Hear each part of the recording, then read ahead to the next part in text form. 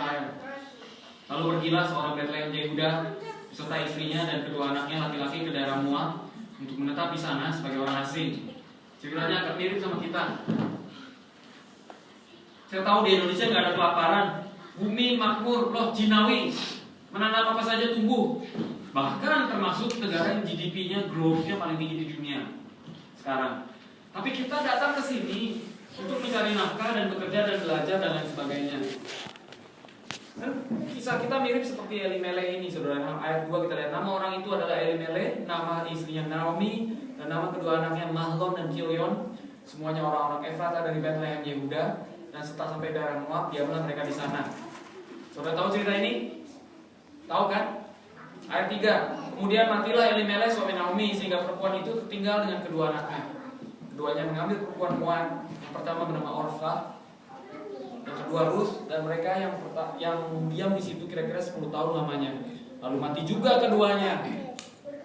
Ini Mahlon dan Kilion, sehingga perempuan itu kehilangan kedua anaknya dan suaminya. Kemudian berkemaslah Naomi dan kedua menantunya. Ia pulang dari tanah Moab, sebab di daerah Moab itu ia mendengar bahwa Tuhan telah memperhatikan umatnya dan memberikan makanan kepadanya. Mari saudara kita berdoa. Tuhan, biarlah firman ini bicara kepada kami. Hidup kami kadang-kadang mirip dengan keadaan Elimelech, sekeluarga, dan Naomi. Tapi Tuhan, hari ini Kau bicara kepada kami semua, supaya kami mengerti kehendak-Mu dalam hidup kami di Christ Church ini. Saya percaya di hari Ibu ini kami bisa belajar sesuatu, dan urapan-Mu hadir di tengah-tengah kami. Sudah banyak dari Anda Tuhan. Inilah keluarga-keluarga Kristen yang mengutamakan Engkau dalam hidup kami. Terimalah persembahan kami, hidup kami, persekutuan kami dalam tangan-Mu. Di dalam nama Yesus kami naikkan doa yang percaya, katakan amin. Amin. Saudara sekalian, sebelum saya lanjutkan, saya sedikit menjelaskan latar belakang kenapa Elimelech ini meninggalkan Bethlehem. Mereka berasal dari Bethlehem. Saudara tahu kan Bethlehem? Tahu dong, terkenal. Kan kita lahir di Bethlehem. Dan Bethlehem itu artinya rumah roti. Tahu dong? Beth atau bait laham. Laham. Kalau saudara di Israel itu ngomongnya laham, agak kuncrat-kuncrat sedikit gitu saudara. Tapi orang Arab, orang Israel mirip gitu. Laham artinya roti. Menandakan bahwa kota ini disebut nama rumah roti karena memang di sana kebanyakan roti, kelimpahan roti dan gandum harusnya. Tapi pada waktu itu ada kelaparan di Bethlehem. Jadi aneh, kelaparan di rumah roti. Rumah roti tapi gak ada makanan, gak ada roti. Aneh kan? Iya enggak? Nah saudara, satu doa saya, saudara dia di Christ Church tapi tidak pernah kelaparan rohani. Amin saudara. Karena kita ini orang-orang Bethlehem, orang-orang rumah roti, rumah kepenuhan Tuhan, kepenuhan firman Tuhan. Kita berasal dari Bethlehem. Bethlehem sangat terkenal karena Tuhan sendiri memilih lahir di Bethlehem. Luar biasa nggak saudara? Nggak sembarangan loh, dia nggak lahir di Bandung, Cirebon, Cikemeh, atau daerah-daerah Cikoleang gitu, enggak. Dia lahir di Bethlehem karena suatu maksud, dia mau bicara sesuatu. Bethlehem ini bukan sembarangan. Dia pilih Bethlehem karena Daud juga dari Bethlehem. Amin. Dan Bethlehem di tanah Yudea. Sedang firman Tuhan katakan bahwa tongkat kerajaan tidak akan beralih dari Yudea. Dia udah rencanain dari dulu. Sebelum dunia dijadikan, gua bakal nongol di Bethlehem. Wow. Kalau saudara ini orang Bethlehem mesti bangga ini. Kenapa? Gua lahir di tempat Tuhan juga nongol, muncul di negara ini. Iya nggak saudara? Tapi sayang, Bethlehem mengalami kelaparan karena diperintah oleh hakim-hakim. Memang hakim-hakim memerintah secara politik dengan baik, tetapi mereka kurang membawa jemaat kepada rohani. Penting sekali dalam setiap persekutuan ada pemimpin yang rohani. Bukan cuma ngadain organisasi, ngumpul, makan, terus ngadain waktunya, tapi secara rohani narik-narik orang supaya dia dekat sama Tuhan. Amin gak? Saudara. Nah itu pentingnya pemimpin. Di sini hakim-hakim kurang begitu bagus. Ada yang bagus kayak Samuel, Deborah, Gideon, walaupun akhir hidupnya agak sedikit ngaco, dia bagus kalau membawa mereka kembali kepada penyembahan pada Tuhan. Tapi kita ini pemimpin di sini, semua membawa orang ke sini. Kemarin saya bagikan di rumah Pak Arno, kita ini mesti bedain, kita ini domba atau gembala. Bertahun-tahun ngikutin gembala kita yang agung Yesus, masa kita nggak mirip-mirip sama dia? Iya nggak?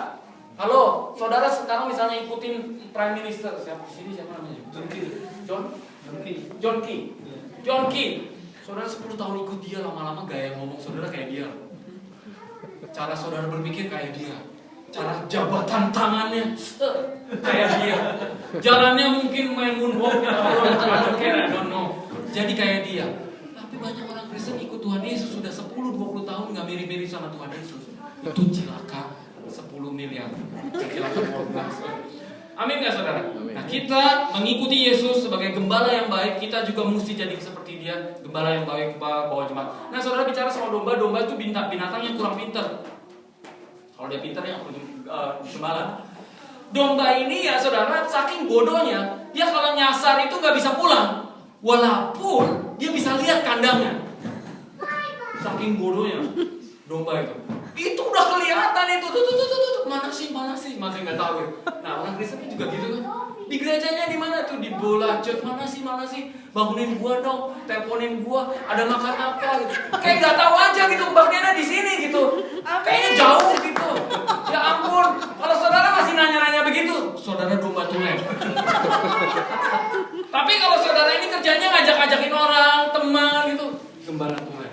Karena gembala tugasnya gitu, bawa jemaat yang nyasar, yang nggak tahu di mana tempatnya untuk beribadah, tapi beribadah berkumpul di sini, bukan cuma makan jasmani tapi makan rohani. Amin nggak? Bisa bedain ya. 10 tahun ikut Tuhan, 15 tahun. Ya kalau saudara baru bertobat ya belajar dulu jadi domba yang baik. 3 tahun, tapi udah gitu, come on, bawa yang lainnya. Student, don't care, just bring them in. Amin. So kids, bring them in, train them to worship God. Amin, so that's why tadi duduk di sini semua nggak ngerti nyanyi. Ya, apalagi mereka ini anak-anak Indonesia semua, masa nggak ngerti bahasa Indonesia sih? Masih lumayan dikit-dikit lah. Anak saya paksain bahasa Indonesia karena Indonesia udah mulai luntur. Di Indonesia luntur gitu saudara. Luarnya aja tampangnya Indonesia, dalamnya kayak Aussie gitu, ngomongnya udah accentnya accent Australian gitu. Jadi saya agak lu kalau accentnya kayak British gitu, not bad, kayak gitu masih oke. Accent Australia kan agak come here. Where's that at the corner? Oda. Accentnya aneh banget kan orang-orang Australia lah. Saya ngomong gini. Tapi langsung gini. Accent, ini mulai panas sih mesin. Accent Australia itu agak aneh dan anak saya accentnya begitu.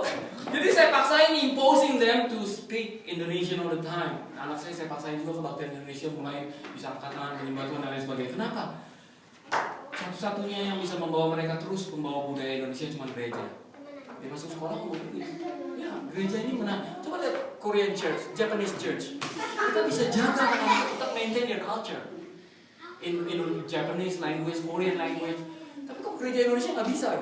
Kenapa? Ayo, mari kita ajarin mereka. Kenapa? Karena masa depan persekutuan ini ada di tangan mereka. Kalau kita udah tua-tua, masa kita masih menyenang. Kalau ini karena bolong semua. Waduh, papa kemarin ini gimana? Kumaha? Menangkanmu. Mereka lah yang mesti gantiin kita. Nah, gereja yang mati adalah gereja yang tidak punya masa depan, yang tidak melatih generasi selanjutnya, yang tidak membawa anak-anaknya kepada penyembahan pada Tuhan. Habis. Dan makanya gereja-gereja bule banyak yang habis. Gedungnya keren-keren, bahkan katedral segitu keren sampai dipotong sama Tuhan. Kenapa nggak ada buahnya? Jemaatnya habis. Di Melbourne juga gereja keren-keren luar biasa besar, jemaatnya nggak ada atau tua semua. Nah, mari kita bangun jemaat berikutnya, karena Elimelech ini bukan orang yang membangun jemaat berikutnya. Kenapa? Kasih nama anaknya aja negatif. Satu Mahlon. Mahlon itu artinya cacat. Bayangin saudara, kasih nama anak cacat. Cacat, sini cacat. Enak aja bego, bukan orang tukang cat. Cacat. Iya nggak? Kilion lebih parah lagi kan Mahlon Kilion. Kilion itu artinya apa? Boros. Bener, literally artinya boros. Bayangin saudara kasih nama anak satu cacat, satu boros. Ini Elimelech. Berarti dengan mengimani hal yang negatif kepada anak-anaknya, membangun anak-anaknya ini sendiri mengimani apa yang dia katakan oleh orang tuanya. Ya nggak? Saya ini korban juga. Dibesarkan oleh pembantu, karena pembantu di rumah ada 5 saudara. Jadi saya dibesarkan oleh pembantu jadi anak pembantu. Orang tua sibuknya minta ampun lah cari duit, pabrik di sebelah rumah dan lain sebagainya. Jadi yang saya tahu Mbak, jadi kayak dibesarkan sama dia. karakter, sifat, dan roh Mbak itu ada di saya.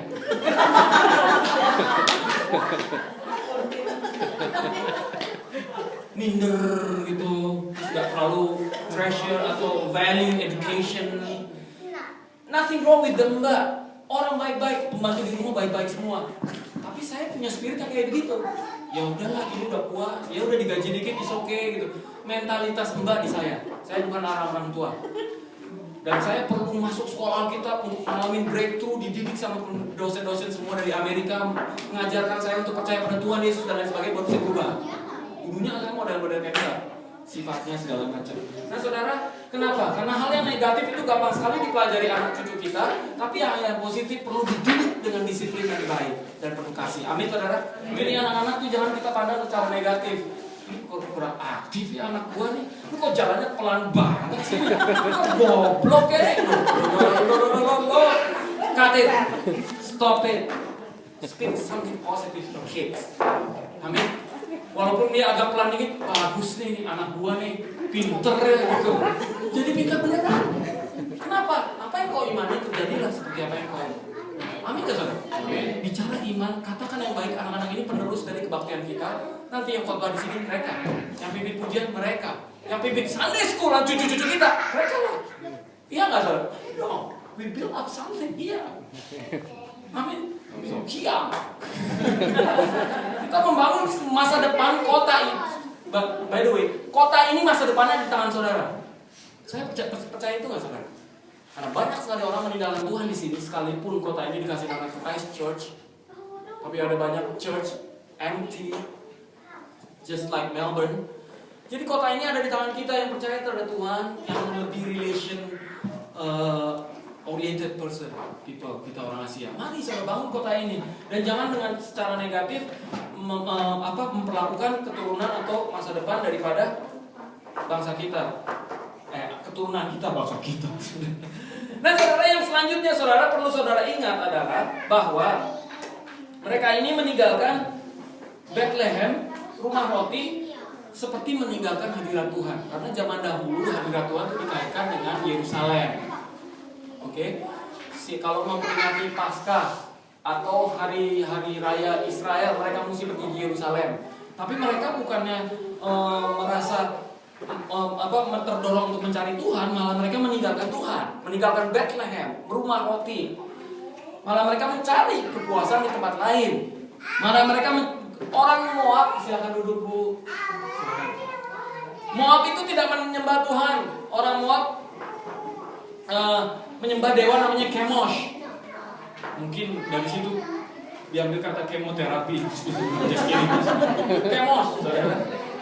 Jadi ini dewa Chemosh ini ngerinya minta ampun, saudara. Ngeri. Kenapa? Kalau minta persembahan, dia nggak minta kambing dan domba, nggak. Dan nggak minta sesajen daripada agricultural product kayak dairy atau buah-buahan itu. Dia minta korban nyawa. Saudara tahu kan? Korban jiwa. Jadi orang digotong, dipotong di depan dewa Chemosh. Ini sekali. Dan kebanyakan anak-anak kecil dan bayi. Nah, perhatikan ini saudara ya. Chemosh itu ngeri sekali. Beda sekali dengan Elohim, Tuhan kita, Allah. Dia ini gak pernah meminta persembahan darah. Yang dia persembahkan adalah hatimu. Ya kan? Tuhan, kuserahkan hatiku. Ya kan? Semua kuberikan padamu. Kita gak usah sembahin darah kita. Yesus sudah mempersembahkan darahnya buat kita. Gila, beda sekali. Tuhan kita itu gak meminta darah, tetapi dia memberikan darahnya pada kita. Sedangkan Chemosh ini meminta darah orang, tapi dia tidak pernah memberikan nyawanya pada orang. Dunia itu begitu loh. Berikan nyawamu, kerjalah mati-matian, buanglah anak-anakmu untukku, sembahlah aku. Tapi aku tidak janji loh kasih apa-apa. Itu dunia kayak gitu. Tapi tetap aja orang masih ikut dunia ini dan dewa-dewanya. Bayangin, Tuhan kita yang baik malah kita orang melupakan. Kasihan sekali. Amin saudara. Nah, jadi saudara pindah ke Christchurch, ke New Zealand ini nggak apa-apa, nggak masalah, asal saudara jangan meninggalkan hadirat Tuhan. Amin. Bahkan yang pernah melarikan diri dari Tuhan kembali lagi kepada Tuhan. Amin. Nah, kenapa? Kalau kita meninggalkan Tuhan, satu saudara, kalau saudara meninggalkan Tuhan itu you are going nowhere. Satu, dari Bethlehem ke Moab, dari rumah roti ke tempat. Moab itu artinya apa, saudara? Moab itu artinya the seat of my father. Itu arti Moab. Moab dari Abba, ya, saudara. Nah, kenapa disebut kota itu artinya benih daripada bapa? Karena Moab itu sebenarnya, bangsa Moab adalah hasil daripada perjinahan antara Lot dan anak perempuannya sendiri. Ingat nggak ceritanya? Nah, jadi secara moral dia adalah buah suatu immoralitas. Ya kalau buah suatu immoralitas tapi bertobat nggak apa. Lu udah lewat, terus bertobat. Amin, saudara. Tapi Moab udah bertobat. Karena sesudah dia jadi bangsa, dia nggak pernah menyembah Tuhan. Menyembah Kemos, yang tadi saya bilang itu. Jadi, saudara, keluar dari hadirat Tuhan, pergi ke tempat Moab, Kemos seperti itu. Keluar dari di mana ada banyak firman Tuhan, roti, ke tempat yang tidak ada firman Tuhan, yang walaupun secara jasmani memberi makan, tetapi secara rohani tidak mengenyangkan. Keluar dari berkat, kembali kepada kutuk. Akhirnya sudah lihat keluarga Elimelek seperti apa? Lihat gak? Mulai roh kematian masuk. Suaminya mulai mati. Lalu anaknya 2 mati. Ya, karena pencuri datang untuk mencuri, membunuh, dan membinasakan. Membunuh. Ada roh kematian mencekik keluarga ini. Saudara keluar dari hadirat Tuhan ngeri. Karena dewanya itu minta darah. Lama-lama saudara pengaruh dunia ini masuk. Saudara lihat, saudara di sini. Saya nggak tahu Christ Church itu dewanya apa.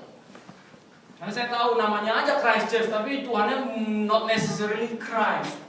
Amin ya, Bro? Bisa juga keuangan, bisa juga kesejahteraan, kenikmatan dunia dan lain sebagainya. Seperti banyak orang Australia, dia cuma ngimpi pengen jalan-jalan aja nanti kalau udah tua.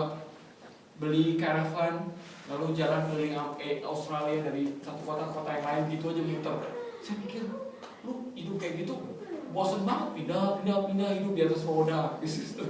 Apa enaknya sih? Paling enak kan itu menyebarkan firman Tuhan. Amin gak, saudara? Amin gak? Amin.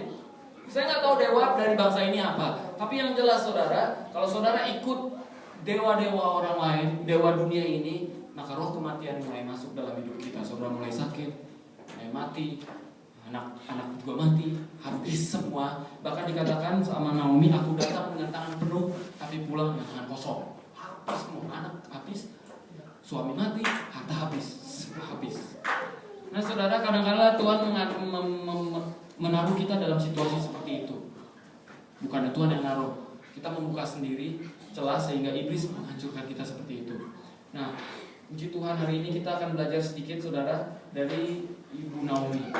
Karena hari Ibu, belajar dari Ibu saudara. Dan saya nggak mau berkhotbah tentang istri-istri tunduklah pada suami. Nanti istri-istri agak kesel sama saya dan saya tidak diundang lagi. Forbidden. Bapak-bapak kasih ya guys, jangan-jangan. Kita belajar sedikit dari Ibu Naomi ya. Nah, Naomi setelah lihat keadaan seperti itu, habis semuanya, dia ada 3 hal yang dia lakukan dalam hidupnya yang perlu kita belajar. 1, dia kembali ke Bethlehem, kembali ke rumah Tuhan, kembali ke firman Tuhan. Karena roti itu kan seperti firman yang hidup. Amin ya saudara. Ada banyak orang meninggalkan firman Tuhan dan tidak lagi membaca firman Tuhan, hidupnya kering. Lalu dia mulai nyalahin gereja. Kok gereja gak kasih makan? Kok pendeta khotbahnya itu aja? Kok dia ngelawaknya gak lucu?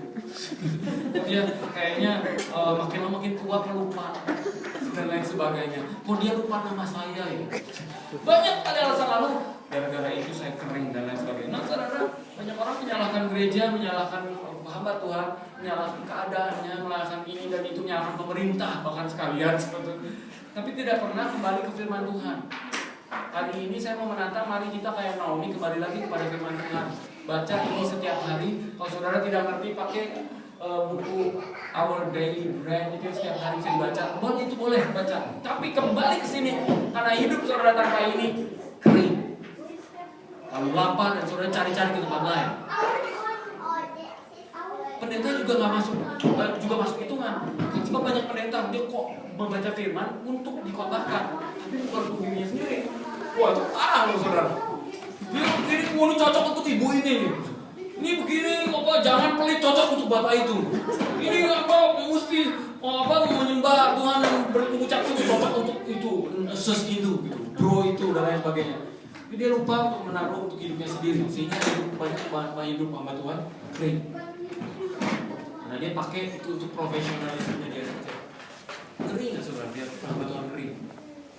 Bukan kurus kering kayak saya gitu, enggak. Kering secara rohani. Lu jangan liatin saya kayak gitu dong. Gini-gini udah lumayan nambah 2 kilo. Jangan begitu. Lumayan. Walaupun.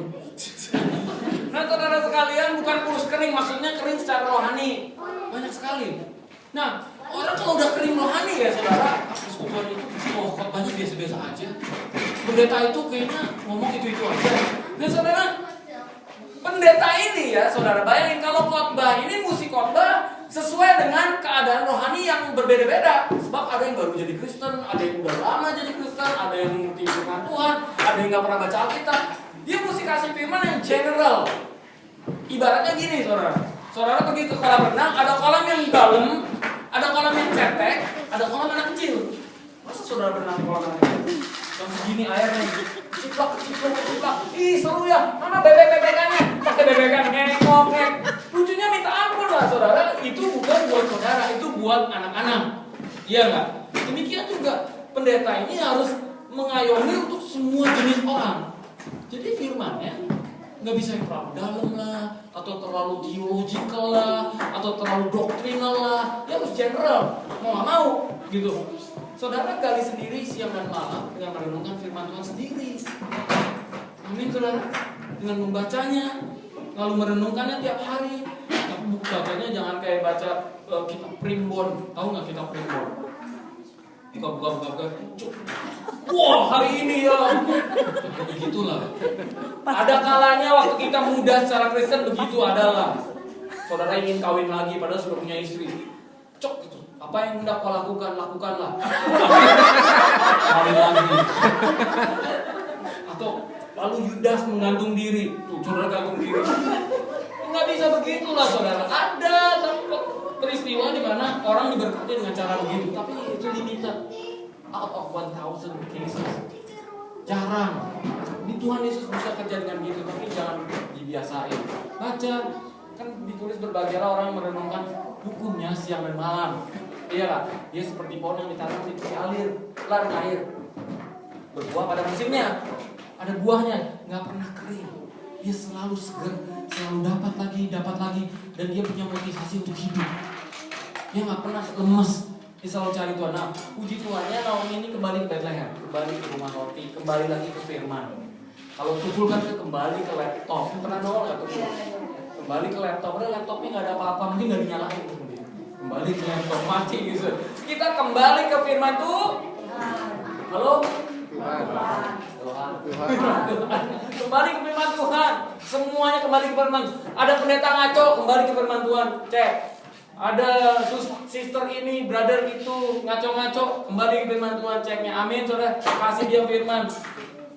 Nah, saudara nggak usah aneh-aneh. Saya kan bukan seorang mungkin lulus dari sekolah teologi dan lain sebagainya. Luar biasanya firman Tuhan ini ya saudara. Dia itu mau saudara pendidikan teologi apa enggak, dia bisa aja jadi benar. Mau saudara ini baru Kristen atau sudah 10-50 tahun jadi Kristen, bisa jadi berkat. Karena ini seperti pedang bermata dua, bicara sesuai dengan kebutuhan orang yang membacanya. Luar biasa loh, ini gimana ya jelasinnya? Ini luar biasa sekali. Begitu berkuasanya, bahkan dia bisa menjadi daging di dalam Yesus Kristus. Luar biasa loh firman Tuhan. Iya nggak saudara? Oleh karena itu, saudara jangan pikir saudara nggak pernah sekolah Alkitab, saudara nggak pernah baca aja renungan. Nah, saya ambil kasih contoh saudara. Sebagai pendeta saya mesti khotbah. Saya khotbah setiap minggu 2 kali, setiap hari Minggu. Kadang-kadang 1 juga Jumat juga. Jadi minimum 2 kali. 1 minggu. Dan itu sudah berlangsung 21 tahun. Jadi minimum saya berkhotbah 2 kali 52 dikali 21. Saya nggak tahu berapa itu. Coba yang matematikanya agak pinter silakan. Tapi saya nggak mau itu. Jadi terus dan saya mau katakan pada saudara, ketika saya menyusun firman itu menjadi berkat buat saya sendiri. Makanya saudara mau diberkati dan semangat terus, jadilah pendeta. Mau nggak mau mesti baca, mau nggak mau mesti renungin. Saya ambil bedanya gini, biasanya saya hari Selasa itu udah mulai bertanya, Tuhan saya ini mesti khotbah apa hari Minggu, gitu ya. Selasa gitu. Lalu Tuhan kasih saya ayat, saya selalu mulai dari ayat. Kalau ada kan pendeta yang mulai dari illustration, mulai dari cerita, bahkan ada yang film Hollywood dijadiin firman gitu, ada gitu saudara. Kalau dia khotbah soal film Hollywood gitu, saya nggak mau gitu. Saya harus asal dari firman Tuhan dulu, baru saya kembangkan dengan illustration, cerita dan lain sebagainya. Nah, seringkali ya saudara, Tuhan menunjukkan saya satu ayat, misalnya 5 ayat yang berderetan. Saya dapat dari situ luar biasa, lalu saya diam merenungkan.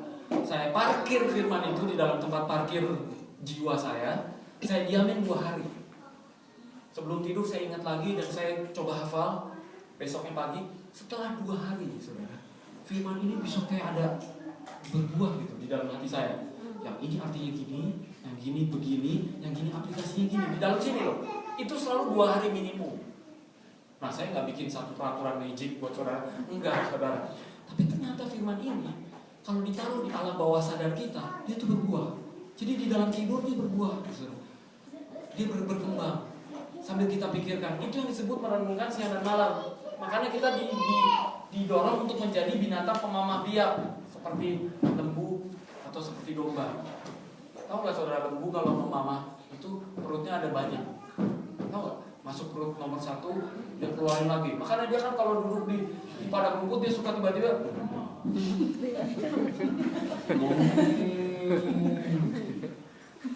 terus dia telan lagi, terus dia diem lagi, gak lama dia bisa lagi. Jadi perutnya ada beberapa, kalau salah ada 5. Itu disebut memamah biak. Berkali-kali dia cerna sehingga rumput jadi susu. Saudara tuh minum rumput loh, asalnya dari rumput jadi susu. Demikian juga firman Tuhan ini masuk perut rohani nomor 1, keluar lagi dipikirin nomor 2, keluar lagi dipikirin nomor 3, terus dia jadi susu rohani. Kekuatan buat kita. Asal direnungin. Saya sistemnya begitu 2 hari aja dia mulai berkembang. Lalu saya mulai siap khotbahkan. Kalau enggak saya nggak siap, karena firman ini agak susah kalau dibaca begitu aja. Tapi saudara perlu renungkan firman Tuhan dan biarkan Roh Kudus itu mulai mencerna dan membantu saudara mencerna seperti enzim rohani. Mencerna jadi saudara mulai bisa makan sebagai makanan yang bergizi buat saudara. Amin. Nah, kembali ke firman, bahkan bukan cuma dibaca aja tapi direnungkan siang dan malam. Maka hidup saudara tidak akan kering, tapi terus semangat melayani. Saudara juga tahu membedakan baik dan benar. Saudara mulai ada roh dan roh membedakan. Kalau ketemu orang, saudara bisa langsung lihat kira-kira ini gimana. Kalau orang India, dia percaya ada mata ketiga di sini, makanya dia taruh titik di sini. Itu mata rohani itu. Play negi. Kenapa? Saya bisa lihat kamu dengan mata rohani itu. Nah, saudara, saya tidak tahu lah itu beneran itu apa enggak. Tetapi orang Kristen itu punya mata rohani yang beneran berdasarkan kuasa Roh Kudus.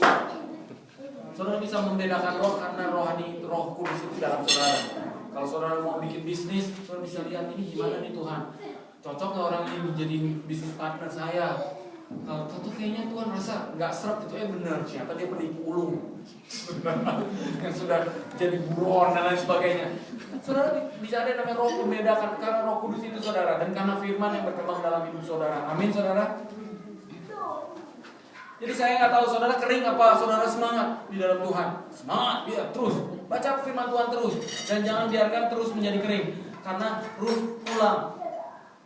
Pahit, dia kan udah pahit nih terhadap hidup ini. Bang, jangan panggil aku Naomi, panggil aku Mara. Ya kan? Artinya apa? Pahit. Udah kepahitan loh ini. Nah ini seorang ibu yang biasa menggunakan feeling. Ibu kan pakai feeling. Dan lain sebagainya kan wanita lah. Kalau laki-laki biasanya mengaku diri pakai otak. Saya mikir, tapi banyak laki-laki yang tidak punya otak. Banyak saudara, tapi yang di sini nggak ada. Itu di persekutuan yang satu lagi. I'm just kidding. Banyak laki-laki nggak pakai otak saudara, mengaku dirinya analytical, selalu menggunakan otak dan sebagainya, tapi enggak saudara. Kalau ibu-ibu cenderung pakai feeling, bapak-bapak cenderung pakai pemikirannya sendiri. Tapi pemikiran sama feeling itu semua jiwa kita. Tubuh, jiwa dan roh kan. Jiwa kita adalah pikiran, perasaan dan kemauan kita. Jadi laki-laki dan wanita, laki-laki dan perempuan, laki-laki dan perempuan adalah satu kombinasi yang baik dalam hidup ini. Seperti antena kiri, antena kanan. Antena kiri feeling, antena kanan analytical, pemikiran. Jadi saya melihat kemuliaan Tuhan terjadi pada suatu keluarga yang baik. Suami istri yang kerjasama, luar biasa indahnya. Kayak misalnya kemarin saya dipanggil sama Pak Arnold dan istri. He is a family man. Amin. Amin. Dan setiap keputusan didukung atau didiskusikan dengan istri. Luar biasa loh itu. Jadi ada sesuatu yang sangat rohani dari kehidupan berkeluarga. Amin, saudara. Saya juga begitu melayani, dibantu istri saya. Kadang-kadang istri saya nggak sepi. Hati-hati loh, berdua dulu. Ini kayaknya orang ini hati-hati nih. Nah, kenapa? Oke kok. Hati-hatilah. Gua rasa aneh nih. Aneh apa sih? Ini pinter ini anak tuh. Belakangan beneran ketahuan. Dia bisa lihat sesuatu yang saya nggak lihat. Sebaliknya, saya bisa lihat sesuatu yang dia nggak bisa lihat. Oleh karena antena kiri sama kanan itu mesti dipasang. Kalau nggak suruh gini terus, atau ke kanan terus gitu. Dua-duanya mesti lalu diskusi dengan baik. Tapi diskusinya jangan sampai ada UFO piring terbang. Amin, saudara. Bahaya itu, bolong-bolong temboknya kan saya, bukan karena gempa rumah rusak. Orang kalau kena gempa bisa claim insurance. Kalau saudara rusak sendiri tidak bisa mengklaim. Betul kan Pak? Bisa. Bisa juga. Wah. Jangan. Satu, kembali ke firman Tuhan seperti Naomi. Amin gak saudara? Walaupun dia bitter, tapi dia melakukan langkah yang baik. Kembali ke firman. Sudah bitter, udah kadung ini. Gue udah terlanjur pahit sama Tuhan. Tuhan mengizinkan aku mengalami yang pahit. Tetapi sekalipun saya pahit, saya tetap percaya sama firman. Dia kembali ke Bethlehem, kembali ke rumah roti, kembali bermain Tuhan. Yang kedua saudara, apa yang dilakukan Naomi supaya kita nggak kelama-lamaan, saudara? Di sini dikatakan, saudara, demikian Naomi pulang bersama-sama dengan Ruth, perempuan Moab itu, menantunya yang turut pulang dari daerah Moab, dan sampailah mereka ke Bethlehem pada permulaan musim menuai jelai. Oke, sekali lagi, pada permulaan musim menuai jelai. Nah, saudara, ada satu perayaan yang terjadi waktu musim menuai jelai di Israel, yaitu perayaan Paskah. Paskah selalu diperingati waktu musim menuai jelai, waktu permulaan musim menuai jelai. Jadi mereka ini pulang udah pahit, kembali ke firman Tuhan. Mereka bukan cuma kembali ke firman Tuhan, tapi mereka juga kembali merayakan penebusan Tuhan. Karena Paskah kan penebusan Tuhan.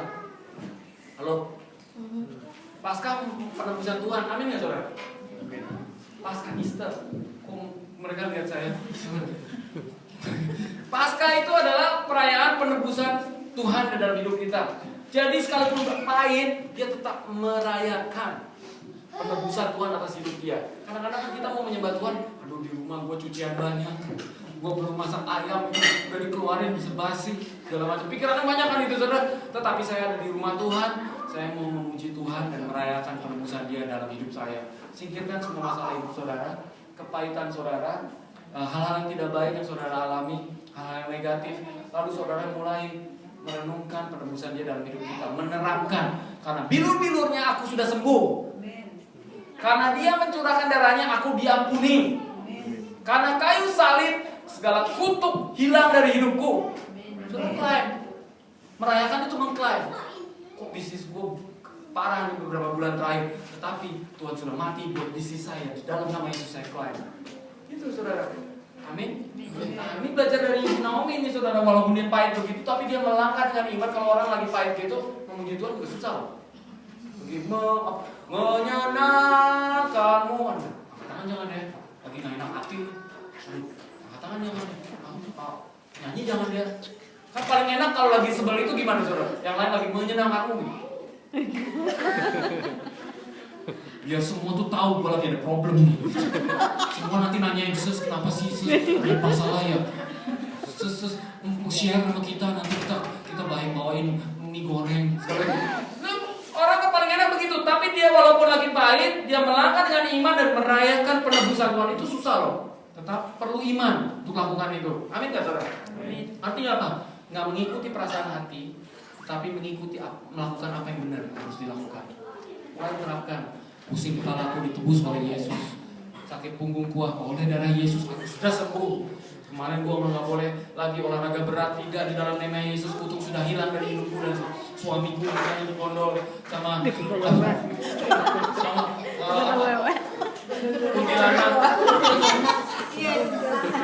digondol kuntilanak. Saya berdoa supaya dia digondol malaikat. mati. Kan bukan Siratal Mustaqim, bukan. Malaikatnya malaikat Michael. Bener ada orang bule namanya Michael. Saudara, tenang. Karena apa? Di dalam Yesus ada penebusan dan mari kita percaya walaupun berat. Memuji Tuhan kayaknya berat. Ngangkat tangan kayaknya berat. Dengerin firman ngantuk. Saudara lakukan yang benar. Bersekutu seperti ini. Dikuatkan imannya. Melangkah dengan iman. Mempraktekkan apa yang harus dilakukan. Jangan mundur. Terus semangat. Baca firman tiap hari. Dan menerapkan penebusannya dalam hidup kita.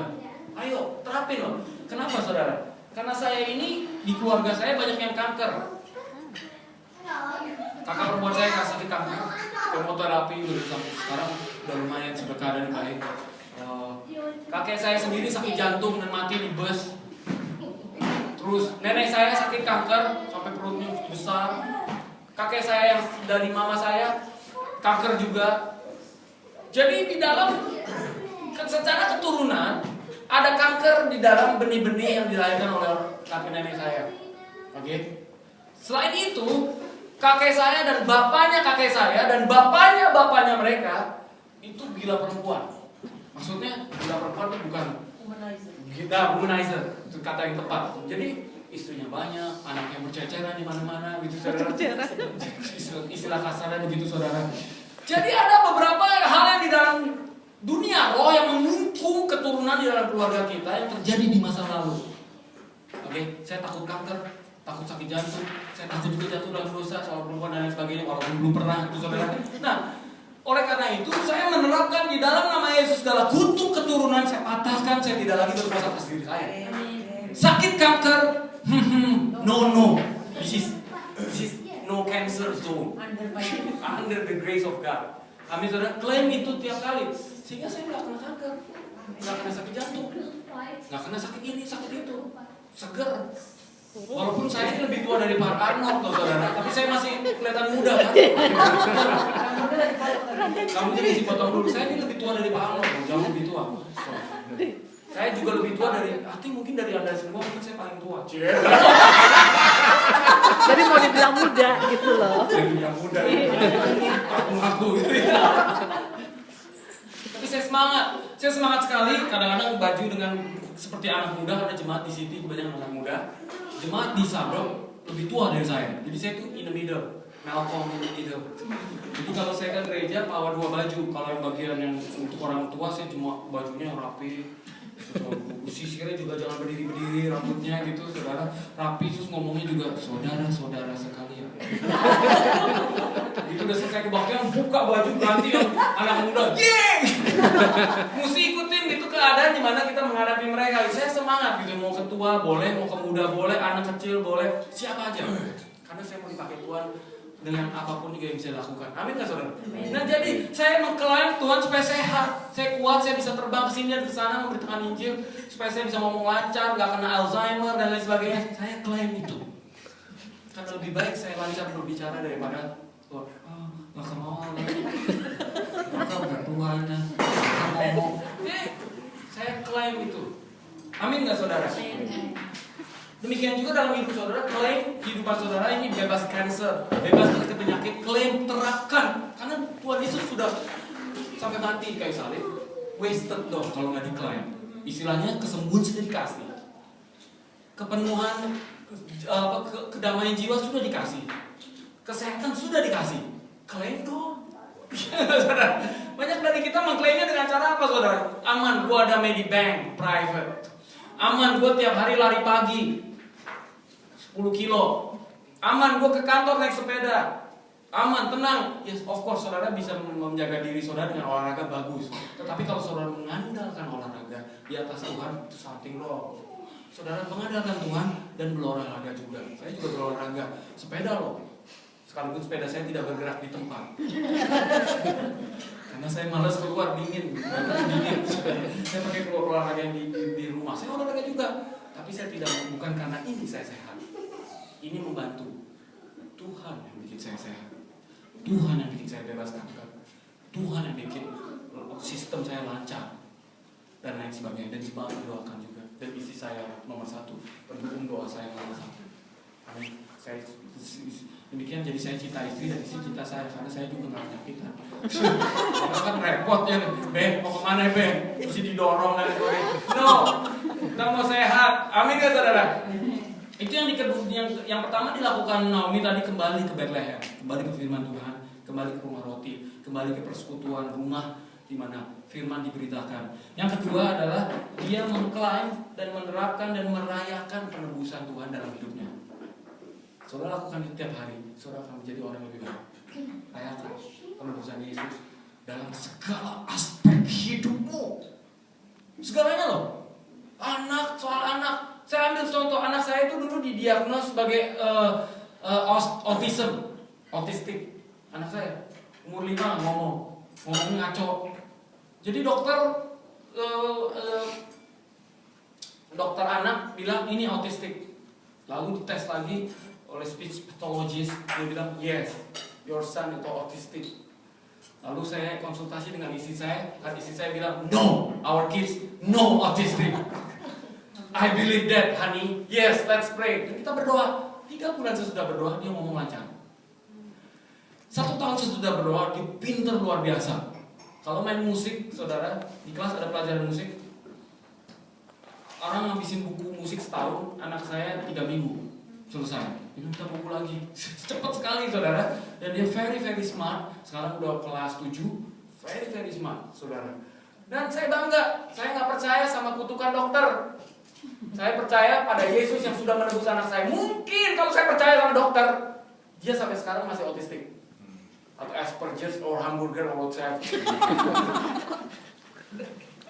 Puji Tuhannya saya mengklaim janji Tuhan. Dan terjadi seperti apa yang Tuhan mau. Tidak seperti Elimelech yang mengutuki anaknya Mahlon dan Kilion. Mati sisa. Mati sekalian anaknya dua-dua, termasuk dirinya sendiri. Padahal Elimelech itu artinya Eli Elohim Melech, artinya Tuhan adalah Raja.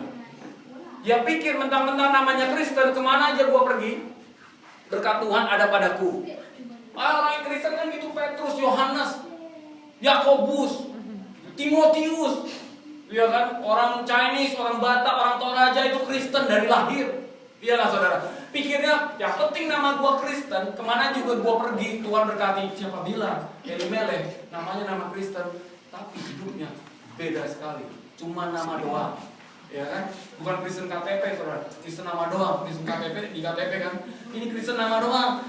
Jadi saudara mau namanya Petrus, Yohanes, Yakobus, Timotius, kalau saudara hidupnya tidak seperti beriman kepada Tuhan, sama aja bohong. Dia bisa-bisa seperti kayak Elimelech, mati semuanya. Amin, saudara. Yang ketiga yang dilakukan oleh Naomi, kita lihat dia membangun atau membangkitkan pengikut. Saudara renungkan ini, saudara. Bukan cuma mengklaim janji Tuhan saja, bukan cuma kembali ke firman, tetapi saudara mulai membangun orang lain. Dalam hal ini yang dia bangun adalah Ruth. Naomi mendisciple Ruth.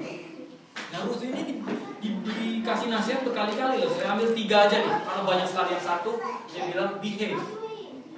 Ruth, kenapa? Ruth ini bilang gini, si Boaz ya, dia itu boleh aku kasih deket-deket sama pegawai laki-laki dia supaya aku aman. Tetapi si Naomi bilang apa? Ya bagus, tapi deket sama pegawai perempuan, jangan deket sama pegawai laki-laki. Itu saudara baca sendiri, Ruth 2 ayat 21. Jadi dia boleh dikasih deket-deket laki-laki, tetapi Naomi bilang no, deket sama pegawai perempuan. Benar, oleh karena itu si Boaz jadi malah tambah jatuh cinta sama si Ruth. Kenapa Ruth tidak kejar-kejar laki-laki? Dia behave. Saudara perhatiin deh. Itu yang pertama diajarin. Yang kedua diajarin sama si Naomi ke Ruth adalah minta Boaz untuk menjadi penebusmu. Ditebuslah kamu. Itu pasal 2 pasal 3 ayat 1. Itu si Naomi, si Ruth gak tahu apa-apa loh soal budaya Yahudi. Tapi diajarin sama Naomi tentang perkara penebusan. Bahwa kamu ini berhak mengklaim penebusan dari saudara dekat suamimu. Dalam hal ini Boaz. Walaupun ternyata ada yang lebih dekat, tapi dia gak mau menebus dan lain sebagainya. Ini bicara soal penebusan Kristus. Di dalam Yesus Kristus yang menebus hidup kita. Diajarin Ruth. Yang ketiga, diajarin untuk sabar. 3 ayat 18 bilang, duduk, tenang. Si Ruth waktu itu udah, wah excited, iya, saya mau pergi ke Boaz ini. No, stop. Be still, tenang. Jadi Ruth ini benar-benar di disciple, dimuridkan, dibangun, dibentuk sama Naomi. Sehingga pada akhirnya Ruth itu menjadi orang yang luar biasa dipakai Tuhan karena dia dikawinin oleh Boaz. Dan oleh keturunan dia, Saudara tahu kan, bahwa mereka melahirkan seorang namanya Obed. Lalu Obed itu melahirkan Jesse, dan Jesse melahirkan Daud. Nah, kalau ditarik terus keturunannya, Yesus muncul dari keturunan dia, keturunan Ruth, oleh karena nasihat Naomi.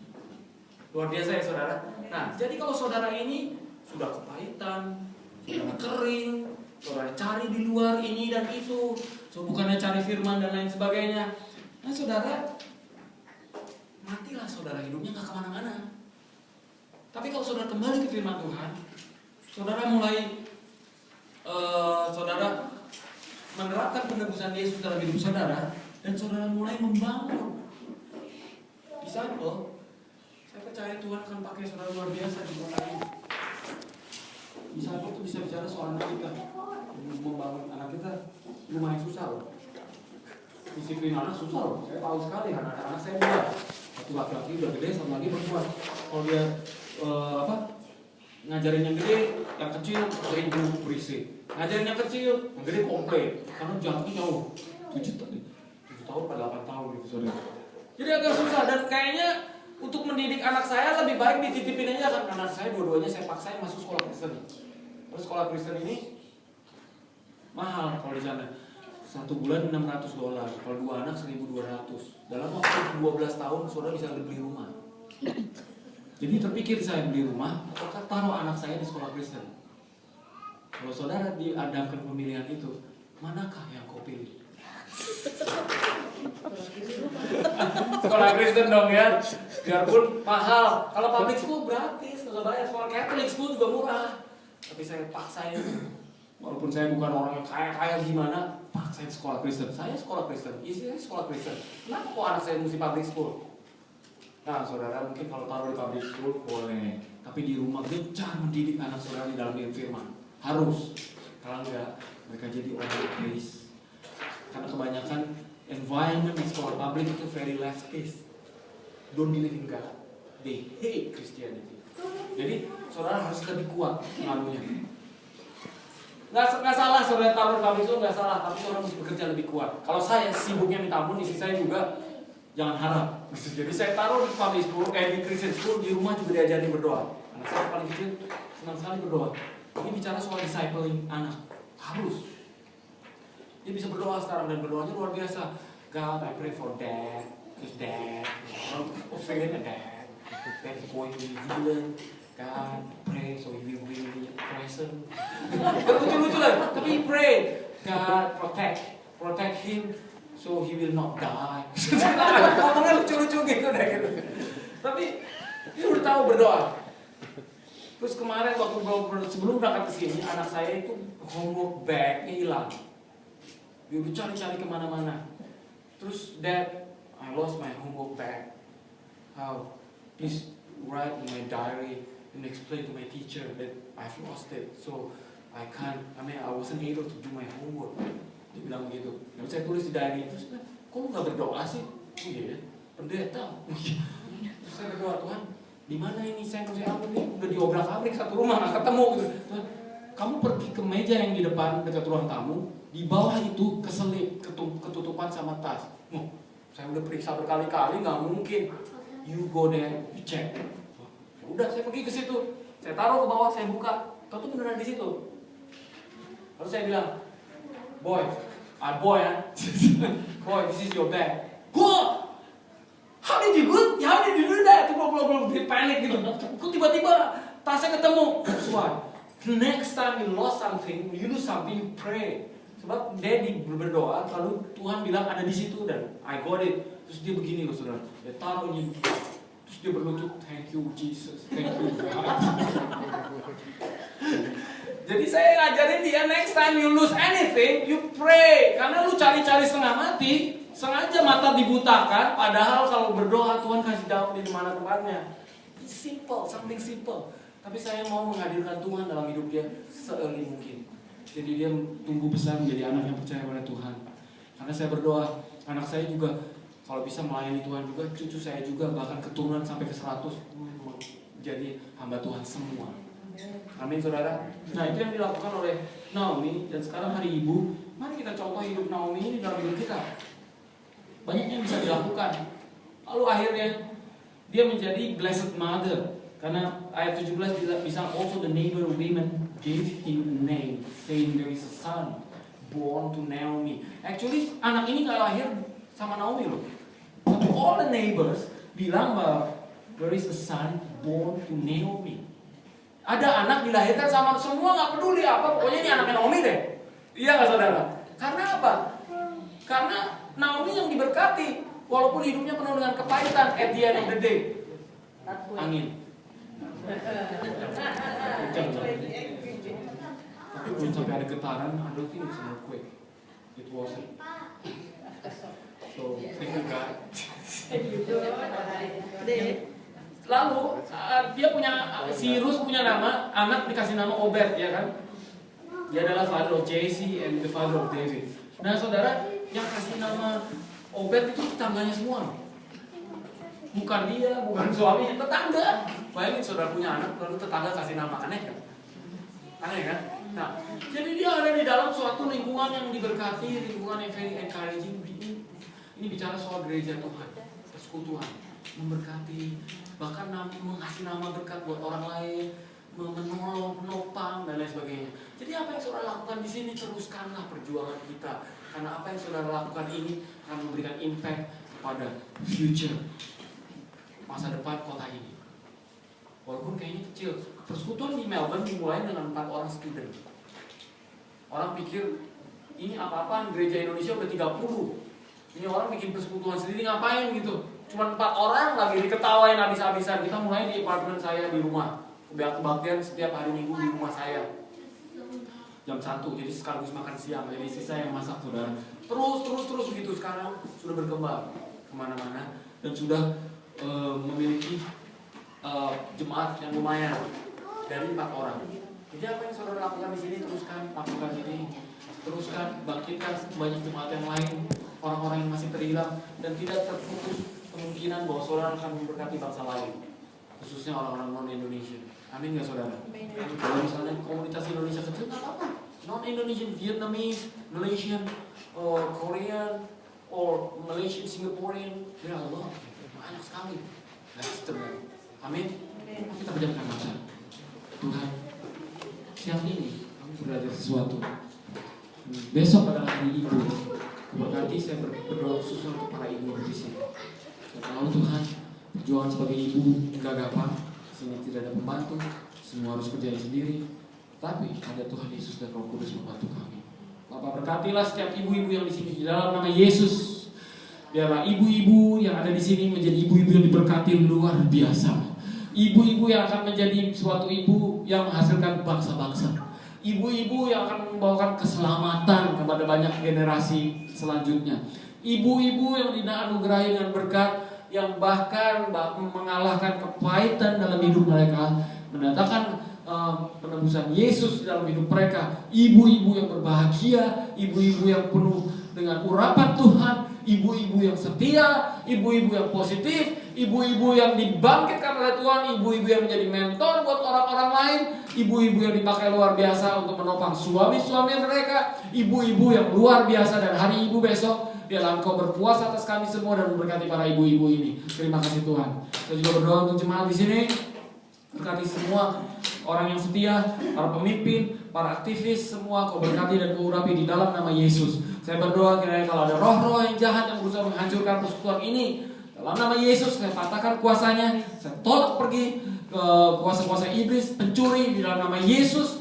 Dan biarlah Tuhan Yesus Engkau sendiri mengurapi persekutuan ini. Saya berdoa untuk generasi anak-anak di rumah, di dalam persekutuan ini, Kau bangkitkan anak-anak yang percaya Tuhan, pemimpin-pemimpin masa depan, orang-orang yang berkhotbah, menghasilkan firman yang luar biasa, yang dijamah Tuhan luar biasa, sehingga hidup mereka akan dipakai untuk memberkati bangsa-bangsa lain. Dalam nama Yesus, saya naikkan doa ini. Yang percaya katakan, amin. Kita beri kemuliaan buat Tuhan kita sekarang. Haleluya.